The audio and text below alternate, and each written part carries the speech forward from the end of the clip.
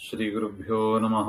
ಕಾಂತಾಯ ಕಲ್ಯಾಣಗುಣೈಕಧಾಮ್ನೇ ನವದ್ಯುನಾಥ ಪ್ರತಿಮಪ್ರಭಾಯ ನಾರಾಯಣಾಯ ಅಖಿಲಕಾರಣಾಯ ಶ್ರೀಪ್ರಾಣನಾಥಾಯ ನಮಸ್ಕರೋಮಿ. ಶ್ರೀಮತ್ ಸುಮಧ್ವಿಜಯ ಪಂಚಮ ಸರ್ಗ 8ನೇ ಶ್ಲೋಕ. ಸಮಸ್ತವಾದೀಂದ್ರ ಗಜ ಪ್ರಭಂಗದಃ ಚರನ್ನವನ್ಯಾಂ ಪ್ರತಿಪಕ್ಷಕಾಂಕ್ಷಯ ವೇದದ್ವಿಷಾಂ ಯಃ ಪ್ರಥಮಃ ಸಮಾಯಯೌ ಸವಾಧಿಸಿಂಹೋತ್ರ ಸ ಬುದ್ಧಿಸಾಗರಃ. ಸಮಸ್ತವಾದೀಂದ್ರ ಗಜ ಪ್ರಭಂಗದಃ ಚರನ್ ಅವನ್ಯಾಂ ಪ್ರತಿಪಕ್ಷಕಾಂಕ್ಷಯ ವೇದದ್ವಿಷಾಂ ಯಃ ಪ್ರಥಮಃ ಸಮಾಯಯೌ ಸವಾದಿಸಿಂಹಃ ಅತ್ರ ಸಹ ಬುದ್ಧಿಸಾಗರಃ.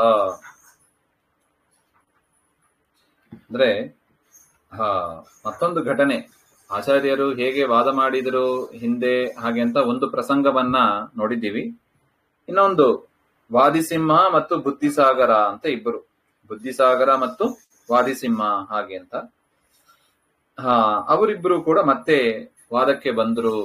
ಆ ವಾದ ಶೈಲಿಯನ್ನ ಆಚಾರ್ಯರು ಹೇಗೆ ನಿರಾಕರಣೆ ಮಾಡಿದರು ಹಾಗೆ ಎಂಬುದನ್ನ ಇಲ್ಲಿ ಕೆಲವು ಶ್ಲೋಕಗಳಲ್ಲಿ ಹೇಳ್ತಾರೆ.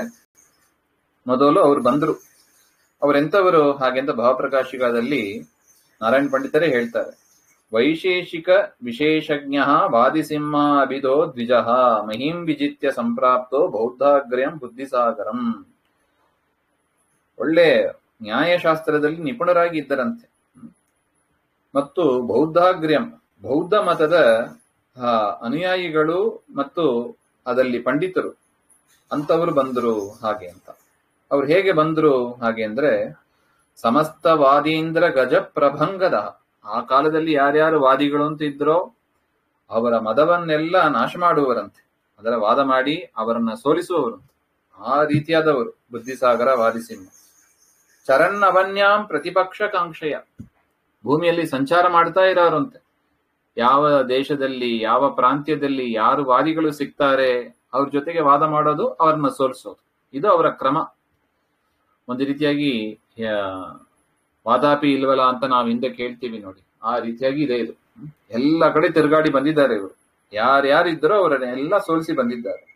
ವೇದದ್ವಿಷಾಂ, ವೇದದ್ವೇಷಿಗಳು ಅಂದ್ರೆ ಬೌದ್ಧ ಮತ ಅನುಯಾಯಿಗಳು ಅಂತ ಅದಕ್ಕೆ ಹೇಳಿದ್ದು.